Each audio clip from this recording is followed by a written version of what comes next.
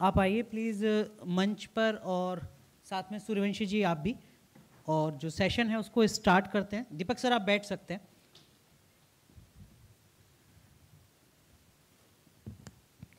Vilas sir, over to you. शिक्षण मंत्री दीपक केसरकर यांचं खूप खूप स्वागत. आणि अजितदादांनी म्हटलं होतं की एक उत्तम प्रवक्ता जे आहेत ते केसरकरांकडून पाहायला मिळालं महाराष्ट्राला.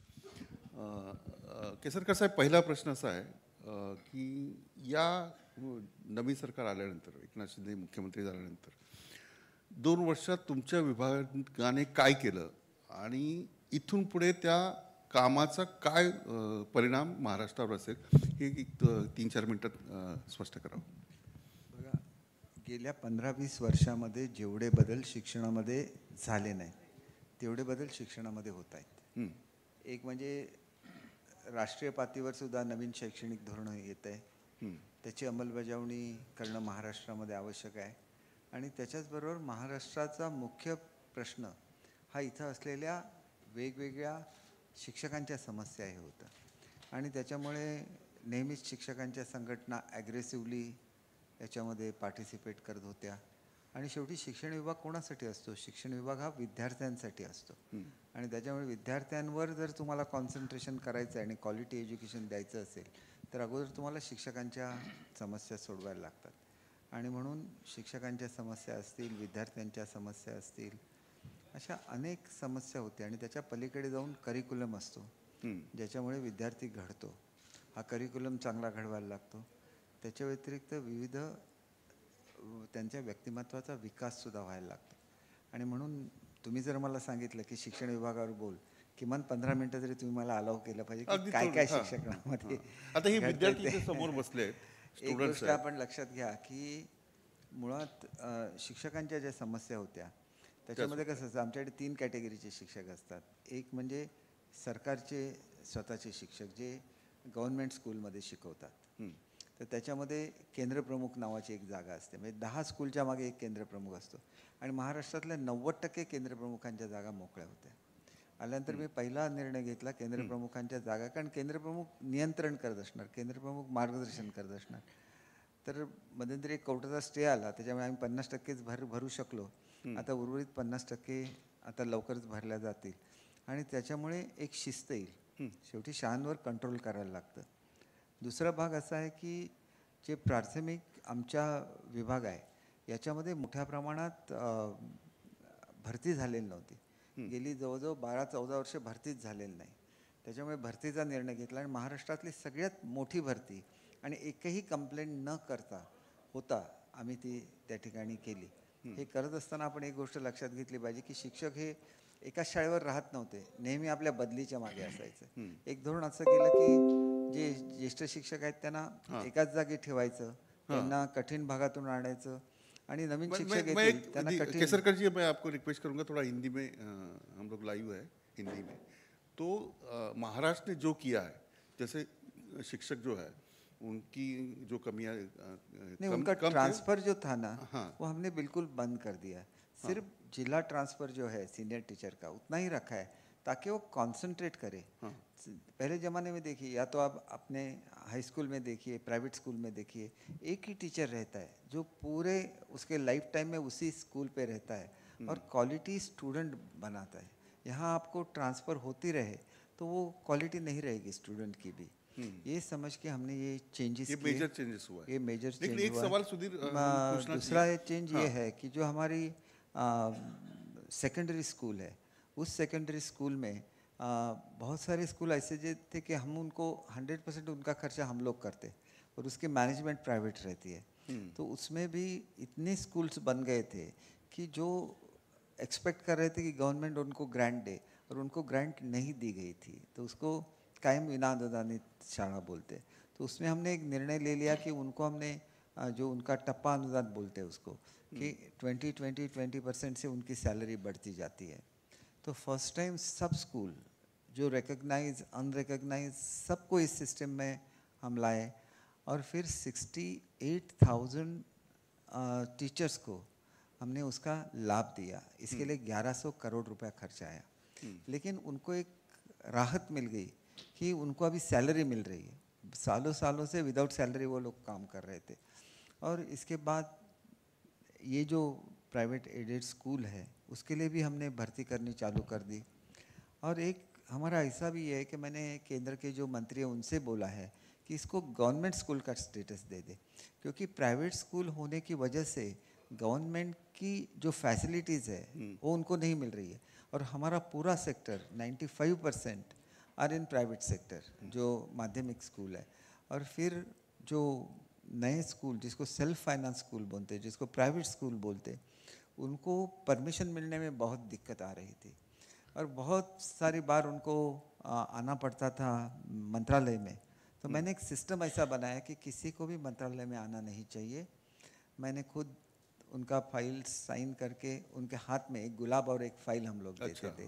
दिस is the attitude Maharashtra government has. We don't expect anything from you, we only expect from you quality education, and that is the message for the private school. देखिए बच्चों का जो स्कॉलरशिप है कितना था, 500 रुपीज़ एंड 1000 रुपीज़, बहुत सालों से वही था। उसको सिर्फ रिकग्निशन का ये था, तो उसको हमने कन्वर्ट किया 5000 और 7500, मतलब उसको एक हमने स्टेटस दी। यहाँ पे हमारे जो शिक्षक भर्ती होते तो उसको शिक्षक सेवक बोलते। वो 5000, 6000, 7000 उनका स्टाइपेंड था, हमने उसको बढ़ा के 16000, 18000, 20000 किया। देखिए ये सब करना पड़ता है। बच्चे स्कूल में जाते थे तो बहुत बड़ा बैग लेके जाते थे, तो हमने ऐसा किया कि स्कूल के ही बुक में नोटबुक के पेजेस डाल दे और उस बुक के 4 भाग किए। तो इतना छोटा सा बुक, कॉलेज बुक के साइज़ का, उसको आपको बैग में डालना है, फिर आपको कंपास लेनी है, अपनी बॉटल लेनी है, खाने का डब्बा लेना है, बस हमने उसको 60% कट कर दिया। पण तुम्ही जर बघितलं या साऱ्या गोष्टी तुम्ही सांगतायत, आप सब चीज़ें बता रहे, लेकिन कुछ चीज़ें ऐसी भी जैसे जो स्टूडेंट को यूनिफॉर्म मिलना चाहिए, आप यूनिफॉर्म की भी बात मिला नहीं अभी तक। अब मेरे ख्याल से पहले तो ये ऑलमोस्ट हाफ एन देखिए मैं आपको इसके बारे में बोलता हूँ, आप आधी इंफॉर्मेशन रखते हैं। एक तो यूनिफॉर्म कभी भी सिर्फ शेड्यूल कास्ट और बिलो बीपीएल को मिलता था। अभी यूनिफॉर्म मैंने 100% स्टूडेंट को कर दिया। फिर उनको शूज़ सॉक्स नहीं मिलते थे, उनको शूज़ सॉक्स भी दिए। एक प्रॉब्लम महाराष्ट्र का ऐसा था कि डिसेंट्रलाइज्ड यूनिफॉर्म का प्रोक्योरमेंट हो रहा था, तो उसमें बच्चों को जो सिंथेटिक क्लॉथ के कपड़े दिए जाते थे वो बहुत ही हानिकारक है अपने स्किन के लिए। इसलिए हमने एक ऐसा सिस्टम बनाया कि केंद्र की जो ये है उनके मार्गदर्शन में कपड़ा तैयार हो और ये कपड़ा औरतें सिलाए, मतलब जो अपनी ये है महिला विकास महामंडल है, फिर यहाँ वहीं गांव में रहने वाले सेल्फ हेल्प ग्रुप है, उनसे उनको सिलवा के लेना है। तो इसमें आप बोल रहे हैं कि लेट हो गया, उसकी वजह ये है कि हमने 1 स्टेट 1 यूनिफॉर्म किया है। फिर हमने जो बहुत सारी चीज़ें नए हम लोग कर रहे हैं उसमें स्काउट एंड गाइड है, तो स्काउट एंड गाइड का जो यूनिफॉर्म है वही हमारे स्कूल का भी यूनिफॉर्म है। तो स्काउट की जो संस्था है दिल्ली में, उन्होंने हमें बताया था कि स्काई ब्लू हमारा ड्रेस नेक्स्ट ईयर से रहेगा, तो हमने ऑर्डर दे दिया स्काई ब्लू का। फिर बीच में ही उन्होंने अपना, उनकी एक जाम्बोरी हो गई थी, उसमें कुछ टीचर्स ने बोला तो उन्होंने अपना यूनिफॉर्म का कलर वही रखा, स्टील ग्रे। हमें पूरा प्रोडक्शन स्टॉप करना पड़ा और स्टील ग्रे का प्रोडक्शन चालू करना पड़ा। इसलिए हमारे अभी 2 यूनिफॉर्म रहेंगे इस साल, एक स्काई ब्लू रहेगा, एक इस दौरान में यहाँ पे नहीं था, जर्मनी में अपना जो बहुत बड़ा स्कीम चल रहा है एम्प्लॉयमेंट का, उस दौरान मैं जर्मनी में था तो मुझे किसी ने बताया नहीं। आने के बाद मैंने स्काउट गाइड को फ़ोन किया, उनकी 80% मेंबरशिप है ना वो महाराष्ट्र से है। हमने बोल दिया कि आपको जो बोला है वही करना पड़ेगा, नेक्स्ट ईयर से सारे बच्चे स्काई ब्लू ही पहनेंगे। तो इसकी वजह से जो डिले हो गया, और फिर ये पहली बार है जब औरतें ये काम कर रहे हैं, तो उसमें भी तो अभी तक कितने % बच्चों को यूनिफॉर्म मिला है? अब तो मेरे ख्याल से लास्ट मैंने जो रिव्यू किया था उसमें 90% बच्चों को यूनिफॉर्म मिल गया है, 10% बचे। लेकिन अगले 10, और मैं आपको एक चीज़ बोलता हूँ कि जब प्राइवेटली यूनिफॉर्म खरीद रहे थे तो उसका बिल भी हम पे करते थे जब उनके पास यूनिफॉर्म आता था, तो वो भी अगस्त, सितंबर, अक्टूबर से दिसंबर तक आते थे। अभी क्या हो गया कि उनके पास ये खरीदी करने का जो ये था पावर वो निकल गया, लेकिन each cloth that is manufacture वो टेस्टिंग से गुजरता है। और आप पहले वाला यूनिफॉर्म देखिए, आज वाला यूनिफॉर्म देखिए, जमीन बीच- आसमान का फर्क है। नहीं, केसरकर साहब बीच पे वो रोहित पवार ने एक वो कुछ भी बोलते, देखिए मैंने यही बताया, पहले तो यूनिफॉर्म सबको नहीं मिलते थे, शूज और सॉक्स कहाँ मिलते थे। आज भी गवर्नमेंट ऑफ इंडिया सोच रही है कि हम शूज और सॉक्स दे दे, लेकिन वो कर नहीं सके, हमने करके दिखाया। क्वालिटी रोहित पवार ने कहा था कि क्वालिटी नहीं, देखिए, नहीं, वो तो- मुख्यमंत्री एकनाथ शिंदे ने जो विधानसभा में बताया था कि ये क्वालिटी है, वही रोहित पवार क्वालिटी। ने बताया कि ये ऐसी क्वालिटी है। देखिए ऐसा है कि हर एक मीटर क्लॉथ जो 1000 मीटर, हमने अभी उसको बढ़ा दिया क्योंकि वो जल्दी नहीं मैन्युफैक्चरिंग हो रहा था, तो 10,000 होने के बाद उसका चेकिंग होता है, तभी वो कपड़ा बाहर निकलता है। इतना स्ट्रिक्ट कर दिया कि अगले साल से ये सिस्टम बैठ जाएगा। सिस्टम बिठाना चाहिए। देखिए हमने इस मैं आपको बुक की बात बताई, हमारे बुक्स अभी 15 जून को अगर स्कूल चालू होता है, 15 जून से पहले हमारे ये पहुंच जाते, ये सिस्टम मैंने बिठाया। वैसे ही अभी ड्रेस का सिस्टम वो लास्ट ईयर का डिसीजन था, ये इस ईयर का डिसीजन है। नेक्स्ट ईयर से आप देखेंगे कि एक जैसा क्लॉथ, एक जैसे कपड़े बच्चे पहनेंगे, और वो scout guide 100% scout guide cover करेगा। मतलब हर बच्चा कवायद करेगा, हर बच्चा सोशल वर्क वो करेगा, अच्छा भी दिखेगा यानी जब और स्काउट गाइड में आपको एक ये मिल जाती है ना कि आप पे संस्कार बन जाते हैं, सोशल वर्क के संस्कार बन जाते हैं, आप सेल्फ डिपेंडेंट बन जाते हैं। और डिग्निटी ऑफ लेबर का बहुत कमी है इंडिया में, तो बच्चे कुछ काम को नीचे वाला काम समझते हैं। देखिए अगर फॉरेन कंट्री में किसी को छुट्टी मिल जाती है तो वो लॉन कटिंग के लिए निकल जाता है, मैकडोनाल्ड में काम करता है। तो यहाँ पे भी बच्चे कुछ काम करते हैं और उसको खरी कमाई बोलते हैं, तो ये हमने उसमें इंट्रोड्यूस कर दिया। फिर हमने खेती कंपलसरी किया। आज लोग खेती से दूर जा रहे हैं, नेचर से दूर जा रहे हैं, एनवायरनमेंट से दूर जा रहे हैं। आज जो हमारे एग्रीकल्चर यूनिवर्सिटीज़ है उसमें बच्चे एडमिशन कम ले रहे हैं। तो ये सब प्रॉब्लम अगर आएगी, देखिए इतनी बड़ी रिसेशन आ गई वर्ल्ड में, रशिया जैसी महासत्ता का विघटन हुआ लेकिन भारत का नहीं हुआ, क्योंकि हम लोग सेल्फ डिपेंडेंट है रिगार्डिंग आवर फूड। फूड हमारे पास है, उनके पास फूड नहीं था, उन्होंने रोटी की कीमत वही रखी थी। बहुत सारे जो नए निर्णय लिए हैं उसमें हैप्पी सैटरडे कर दिया। हैप्पी सैटरडे में वो स्काउट करेंगे, हैप्पी सैटरडे में वो एग्रीकल्चर करेंगे, हैप्पी सैटरडे में वो अपने पर्सनैलिटी की डेवलपमेंट करेंगे। उसको हम लोग बोलते हैं सेलिब्रिटी स्कूल। जैसे आशा भोसले जी है, कुमार सानो है, तो वो उनके ऐप के थ्रू बच्चे म्यूज़िक सीखेंगे और उसका कंपटीशन होगा। मैं सिर्फ यही बोल रहा हूँ, स्पोर्ट्स में तो बेस्ट पर्सन है, अपने वक्तृत्व में जो बेस्ट पर्सन है वो सेलिब्रिटी है, वो बच्चों को सिखाएगा, उनकी कंपटीशन होगी, और जब बच्चे मुंबई में आएंगे तो वो उस सेलिब्रिटी को मिल सकेंगे। पण सुधीर, आपण थोडंसं देखिए, मराठीत थोडं- बोललं पाहिजे. बघा, म्हणजे एवढं सगळं सांगितलं यांनी, पण केसरकर साहेब महावाचन उत्सव आहे बघा. हां. कधी वाचनाची चळवळ महाराष्ट्रामध्ये करण्यात आली मला सांगा. एवढ्या वर्षानंतर, म्हणजे ज्या देशामध्ये सगळ्यात जास्त वाचलं जातं त्यांनी जगाला सर्वोत्कृष्ट सायंटिस्ट आणि नोबेल लॉरेट्स दिलेत. आपल्याकडे मुलं मोबाईलकडे वळलेली होती. आपण महावाचन उत्सव नुसताच सुरू केला नाही, त्याच्यामध्ये वर्ल्ड रेकॉर्ड केलं.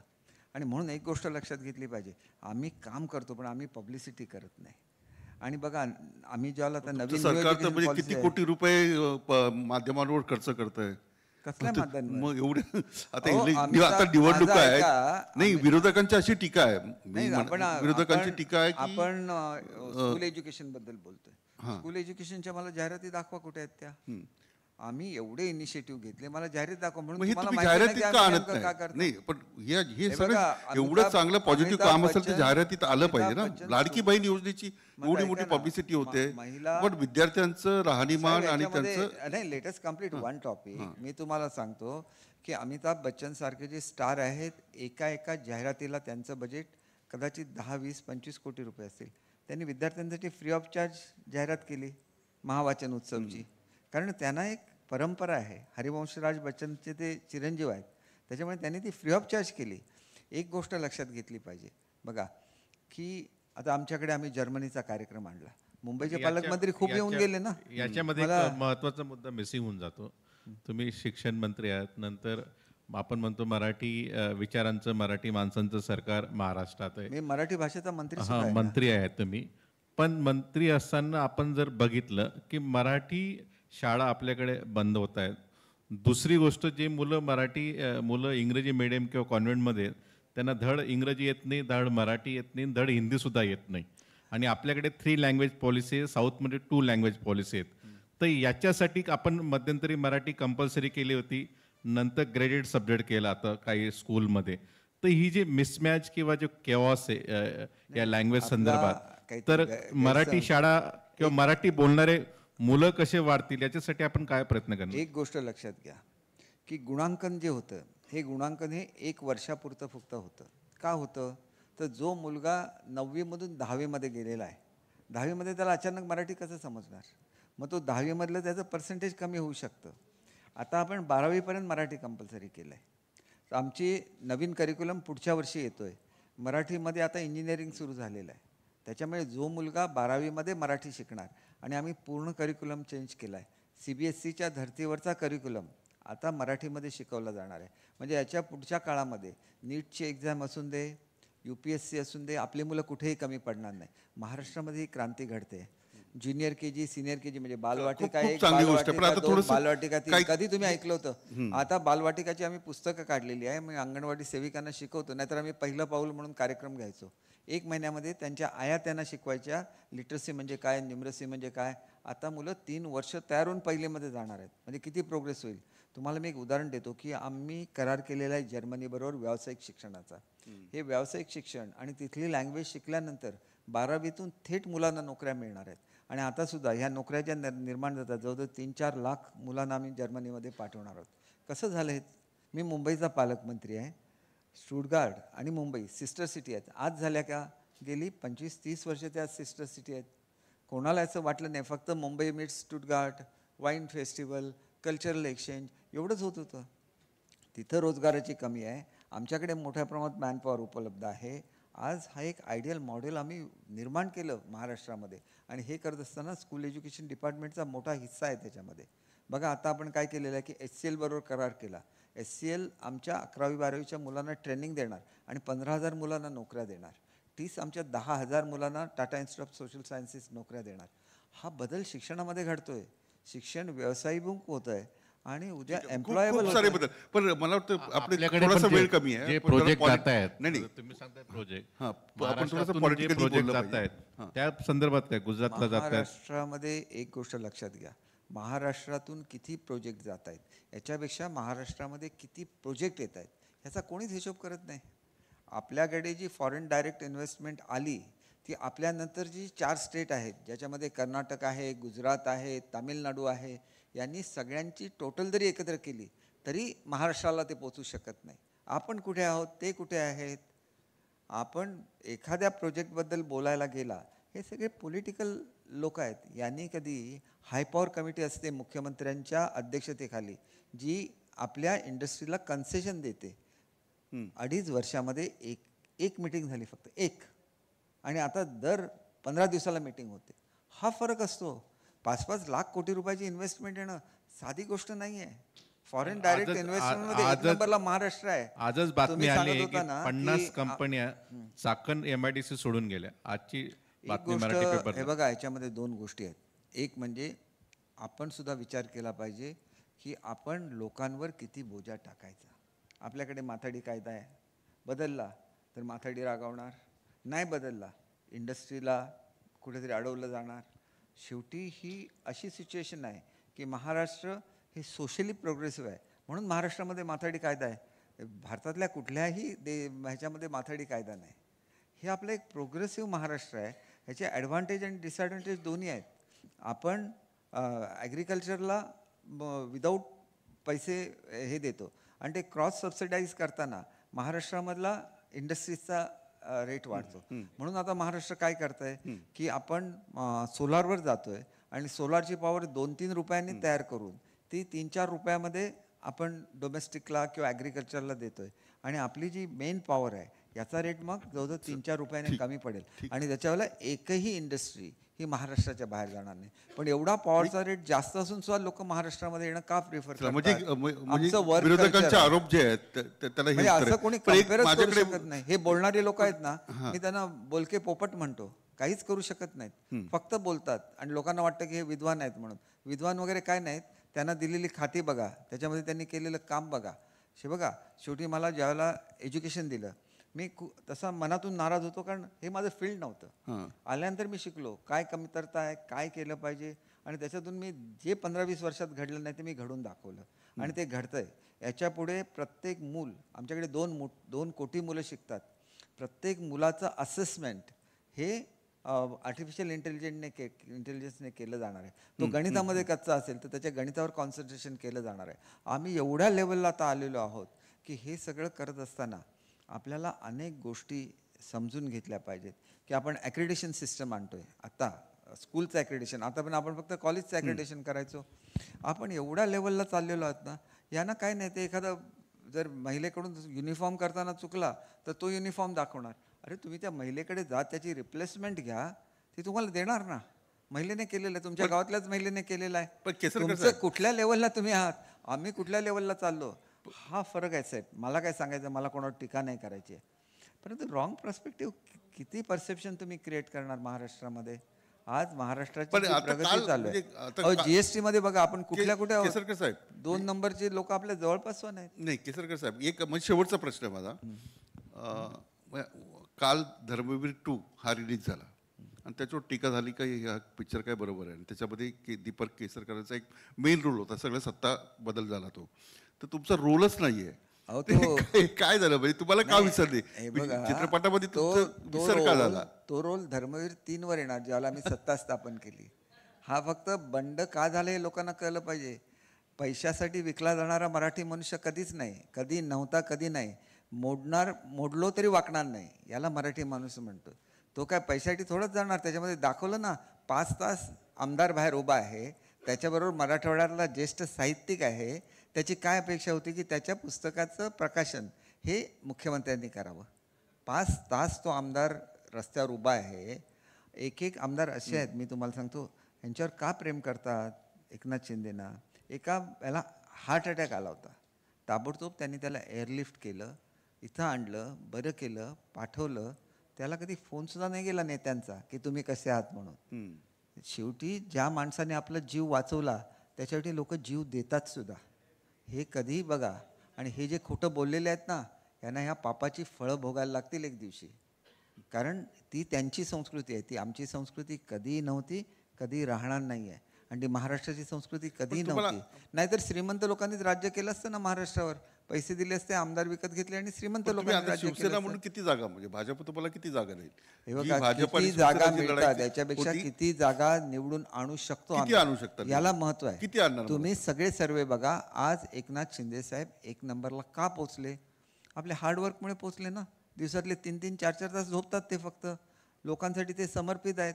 रात्री 12 वाजता फोन आला की एका मुलीने आत्महत्या केली, दुसऱ्या दिवशी रिपोर्ट गेला, सकाळी 1ला हायर एज्युकेशन मिनिस्टरला फोन गेला, आणि सकाळी 10 वाजता त्याने अनाऊन्समेंट केली की याच्यापुढे मुलींचं शिक्षण मोफत. असं कुठला मुख्यमंत्री जो हे करू शकतो? 50% सवलत आहे ह्यांना जायला.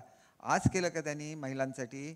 महिलांसाठी जो फिरता निधी असतो, ह्याला आपण जे बचत गट असतात, दुप्पट केला त्यांनी. महिलांचं एक कॅडर असतं, कृषी सखी, पशुसखी, त्या कॅडरचे पगार दुप्पट केले. एक सेन्सिटिव्ह मनुष्य ज्याला गरिबांचं दुःख समजतो, तोच गरिबांसाठी काहीतरी. सीएमचं कौतुक करत असताना केसरकर तुम्ही मध्यंतरी एक स्टेटमेंट केलं, त्यांना सलाईन लागत असते मध्ये मध्ये, काय होतं एक्झॅक्टली? आज बघा, एक गोष्ट लक्षात घ्या, मनुष्याच्या बॉडीला लिमिटेशन आहे. तुम्ही जर रोज 3-3, 4-4 वाजेपर्यंत जागरणं केली तर तुम्हाला शेवटी उपचाराची गरज लागणारच. म्हणजे मला एवढंच सांगायचं आहे की त्यांची प्रकृती कायम चांगली राहो, परंतु सलाईन घेतलं तरी दुसऱ्या दिवशी सकाळी ते कामावर हजर असतात. एवढी कामं करतात, एवढे निर्णय करतात. तुम्ही बघा, महाराष्ट्रातल्या प्रत्येकाला, म्हणजे असं काही नाही का फक्त स्त्रियांना न्याय दिला. महाराष्ट्रामध्ये जे छोटे छोटे सगळे समूह आहेत, प्रत्येकासाठी त्यांनी कॉर्पोरेशन स्थापन केली, त्यांना न्याय दिला. केवढा मोठा ज्वलंत प्रश्न होता मराठा समाजाच्या आरक्षणाचा, 10% टिकणारं आरक्षण दिलं. आमचं कोर्टामध्ये टिकलं आरक्षण. का टिकलं? तर जगातला सर्वात मोठा सर्वे, मला पूर्ण करू दे, बघा, जगातला सगळ्यात मोठा सर्वे जो 10 लाख लोकांनी केला आणि रेकॉर्ड ब्रेक 21 दिवसामध्ये केला, आणि मराठा समाजाची संख्या, त्यांचं आर्थिक संपन्नता, सगळ्याचा रिपोर्ट त्याच्यामध्ये आला. त्याच्यामुळे त्याला हे नाही मिळालं. कोर्टाची अपेक्षा काय होती की तुम्ही फुल फ्लेज सर्वे करा, आणि तुम्ही जर हे सिद्ध करू शकला की खरोखर त्यांच्यामध्ये आर्थिक सबळ नाही आहेत, तर मग त्यांना आर्थिक सबळ नसलेल्याचं आरक्षण देता येईल आणि ते आरक्षण टिकलं. मग हे कोणी केलं होतं? आजपर्यंत मराठवाड्यामध्ये जे कुणबी लोक राहतात त्यांना हे मिळत नव्हते दाखले. त्यांनी एवढी मोठी मोहीम आखली आणि त्यांना दाखले मिळायला सुरुवात झाली. केवढी मोठी बाब आहे. पण एवढंच मी अगदी थोडक्यात मला उत्तर द्या, माझा वेळ संपलाय. या सगळ्या इमेजचा म्हणजे एक 2 वर्षापूर्वी बंड झालं, तुम्ही तुमच्या भाषेमध्ये ते उठाव आहे आणि एक इमेज तयार झाली की शिवसेना पक्ष फोडणारी ही सगळी लोक आहेत. ती सगळं धूर निघालं या सगळ्या 2 वर्षात. अहो आता विधानसभेला माझं त्याचं ऐका ना साहेब, आज बाळासाहेबांची तत्व शिल्लक आहेत का? उठाव कशासाठी झाला? बाळासाहेबांच्या तत्वासाठी झाला ना. कधी आजपर्यंत सगळे लीडर मातोश्रीवर येत होते ना. पहिल्यांदा मातोश्री दिल्लीच्या दारामध्ये गेली. वस्तुस्थिती आहे ना. कोणालाही हे पसंत नव्हतं, वारंवार सांगितलं. आणि आमच्यासारखे जर सॉफ्ट स्पोकन लोक असतात, मी त्यावेळेलाच सांगितलं होतं आपल्या लोकांना परत बोलवूया. काय सांगितलं मला? तुम्ही सुद्धा निघून जा. आता तुम्ही सुद्धा निघून जा असं आपणच सांगायचं आणि निघून गेल्यानंतर गद्दार म्हणायचं, निघून गेल्यानंतर खोके म्हणायचं. कुठला न्याय हा? एक गोष्ट लक्षात घ्या, सत्य हे सत्य असतं. आता सत्य लोकांसमोर आलेलं आहे. मराठी माणसासाठी काय केलं नाही. ज्यांच्याबरोबर तुम्हाला माहिती आहे महाराष्ट्रामध्ये पोलरायझेशन ऑफ वोट झालं, त्याच्यासाठी फतवे निघाले, मतदान कोणाला गेलं? बाळासाहेबांनी आयुष्यभर ज्यांच्याशी लढा घेतला त्यांची मतं घ्यायची आणि आम्ही अजून आमची ऑर्गनायझेशन जिवंत आहे असं दाखवायचं. कुठला न्याय आहे हा? काँग्रेसबद्दल बाळासाहेबांची मतं तुम्हाला माहिती नाही. खूप खूप आभार. केसरकर, दीपक केसरकर आपल्या सोबत होते आणि त्यांचे विचार आपण ऐकले. मी ओव्हर टू अनुराग यांच्याकडे. Thank you. Thank you Vilas sir, thank you शुरसाई सर. दीपक केसरकर सर, मैं आपसे रिक्वेस्ट करूंगा आप प्लीज़ बस 1 मिनट के लिए बैठे रहें. ये हमारा फाइनल सेशन था. मैं news nation network K editor in chief Manoj Gairola sir को मंच पर आमंत्रित करना चाहूँगा उनके क्लोजिंग रिमार्क के लिए. Manoj sir please.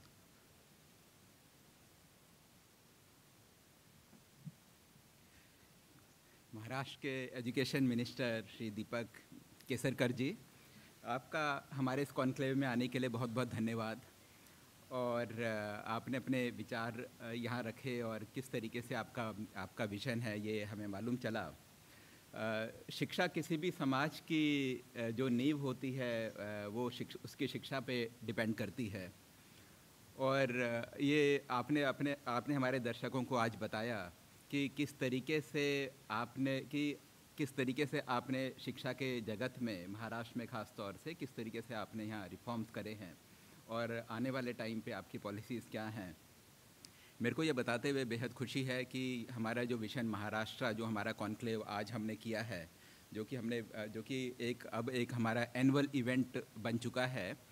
और ये आज का भी हमारा बड़ा सक्सेसफुल रहा. हमारे यहाँ ब्यूरोक्रेट्स, मिनिस्टर्स और जो भी पॉलिसी मेकर्स हैं, डिसीजन मेकर्स हैं, वो हमारे कॉन्क्लेव में आए. और महाराष्ट्र जबकि अगर हम कहें तो हिंदुस्तान का जो सबसे विकसित प्रदेश है तो उसमें महाराष्ट्र का नाम आएगा. चाहे अगर हम महाराष्ट्र जो जैसे मुंबई है वो हमारे देश की फाइनेंशियल